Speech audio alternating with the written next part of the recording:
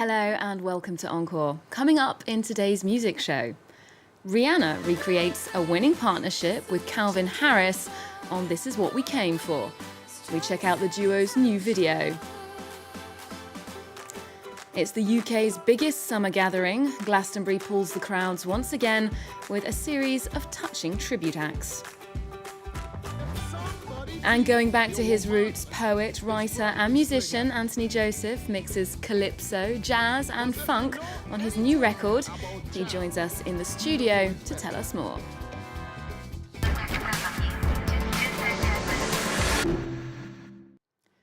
I'm joined by our music critic Mariam Saab. Hi Mariam. Hello Olivia. And of course, Anthony, thanks for joining us. Hi.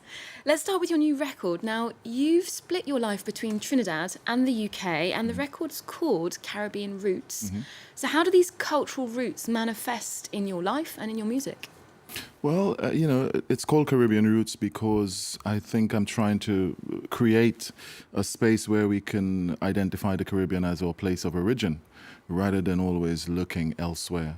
People in the Caribbean always talk about their roots being the African or the Indian or whatever, but we've been there for like 400 years. So the title of the album is a way of saying, our roots are here now, let's start a build here. So for me, I think the more you stay away from the Caribbean is the more Caribbean you become. It manifests itself even more because you try to hold on to your identity in the face of, the post-colonial world. He's trying to hold on to this Caribbean identity.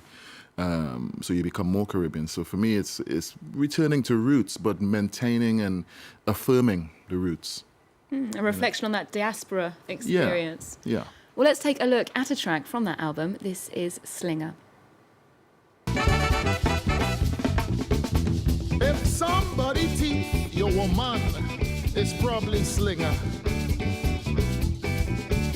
Cause if you know anything about jam, you know it better.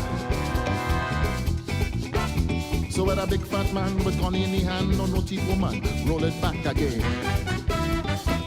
Hey, when a long stones man gun in the hand, they know how to jam, roll it back again. Hey, hit me, roll it back again. Love that vibe there. Now that track particularly is a tribute to the mighty Sparrow. How did Trinidad's Calypso King put you on the path to this record? Well, my earliest memory, I came to music via poetry, I started off as a poet. And my earliest memory of poetry was through people like Sparrow, people like him and Lord Kitchener, how they used words. How they used words combined with music and how they made one word mean two different things, or the beauty of their rhythms and their poetry and their rhymes. So for me, Sparrow was one of the original inspirations that set me on the path towards writing, trying to write my own poetry.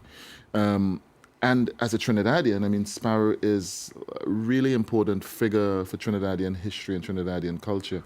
He represents the beginning of the split from colonialism into the independence era. He started in 1955 when we began this journey towards independence. So for a lot of people, he represents a really sort of rebellious and bacchanalian and really strong Trinidadian identity, So it was important to pay tribute to him. Speaking of rebellion and revolution, is this album a resistance record? I think it's more a resistance and revolutionary than the last ones. I come to politics and making firm declarations on politics very slowly. I don't, throughout the albums, there's been little bits throughout. But as I get older, I feel I can say stuff now.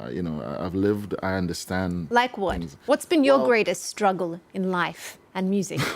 that's too vast. What are you trying to say on this record? What kind of struggle are you talking about? As I was saying before, it's about the Caribbean and affirming the root in the Caribbean and affirming a Caribbean identity that is not fragmented, as a lot of critics say, talk about the Caribbean, but one that is cohesive and whole and united. There's a unity in the Caribbean that a lot of people don't associate with the region,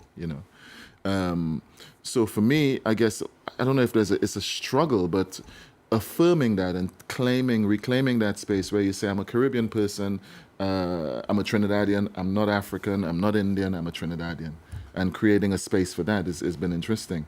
And I guess on a musical level, finding out that, Roger Raspail, the percussionist that I work with, he's from Guadeloupe, and he would say, "Oh, let's play this rhythm." He'd play a rhythm, and I'd be like, "Oh, but I know that rhythm." And, finding out that we have a lot of commonalities has been not a struggle, but a form of enlightenment for me.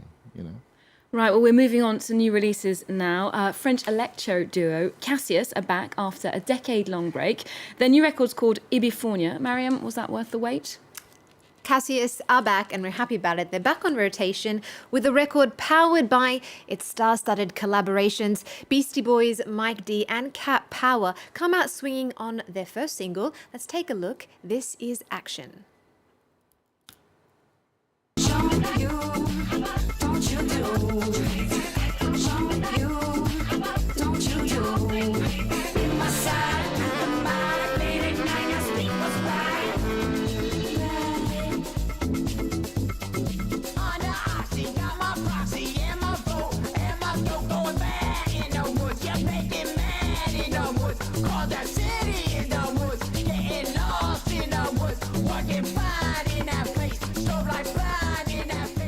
Also popping up on Ibifornia, we've got One Republic's Ryan Tedder and The Man's John Gooley.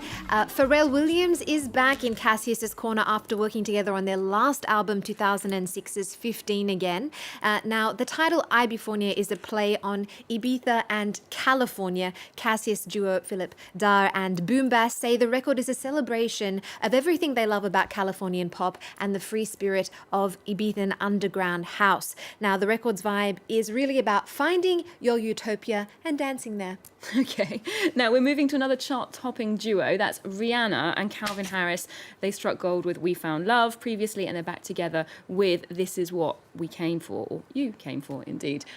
Anthony, you spoke about this Caribbean identity. What do you make of Rihanna? I love Rihanna. Yeah, I actually do. I mean, I love that every once in a while she comes with a track that is quintessentially Caribbean, and then she does a lot of pop stuff, and then she comes back to the roots, I loved Work. I was in Trinidad in April, and I was just hanging out on the block on a Friday night at this bar, and they started playing it, and it was just the perfect environment for that song.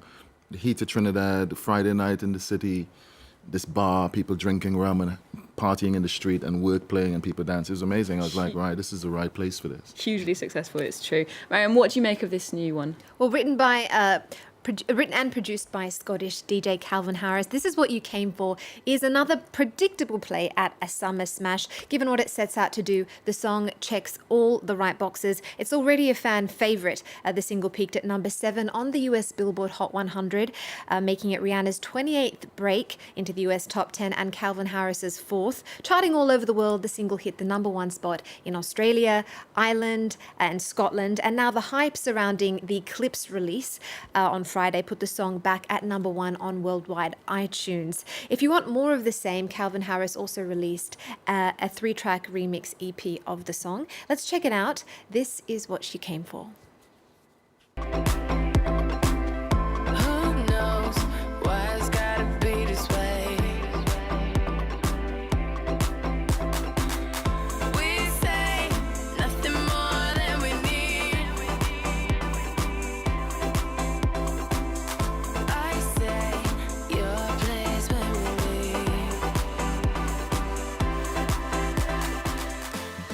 Now, if you're looking for some live music this week, you won't have to go too far. It's time for Fête de la Musique, and that's something that started in France more than 30 years ago, but it has since been exported around the world, dozens of cities. What's on the agenda this year, Mariam? From South Korea to Bombay to Paris, it's about coming together to enjoy a universal language, music. 35th edition here in France is under the theme, The Music is Stronger. This year, music has had to rise above the threat of terrorism. And on an altogether different note, the roar of rowdy football fans as the Fête de la Musique shares the stage with the Euro 2016, which has put a cap on some celebrations. There have been a number of cancellations this year, but it's a massive spectacle. Last year's festivities resulted in 17,000 concerts and drew 10 million people out onto the streets. No here in small France. celebration, that one, no. And we're finishing off with some more open-air music. Worthy Farm in Somerset is, of course, the place to be, as it is every year for the Glastonbury Music Festival. We've got Adele, Coldplay, Sigur Rós, Cyndi Lauper.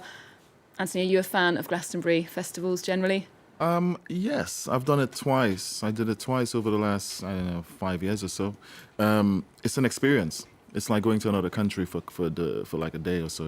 It's intense. If you're not prepared for it, it could be overwhelming. Okay, well, Mariam, just briefly, what's on the bill this year? Well, this year they're going to be paying tribute to Prince, David Bowie and Motorhead frontman Lemmy. They've commissioned a sculptor to make some wonderful installation art and, of course, a musical tribute. One of the highlights, I think, a 50-piece orchestra dressed in white will perform Philip Glass's Fourth Symphony, which is based on Bowie's album Heroes. Fantastic. Well, that's one to catch, of course, if you are at Glastonbury. Thank you, Mariam, for joining us. And thank you to Anthony Joseph, who's been in the studio. Now, we're going to get a little live taste of the new record from Anthony and Roger. Remember, you can get more news on music on our website, Encore. It's also on Twitter and Facebook. There's more news coming up on France 24 after this. Take it away, guys.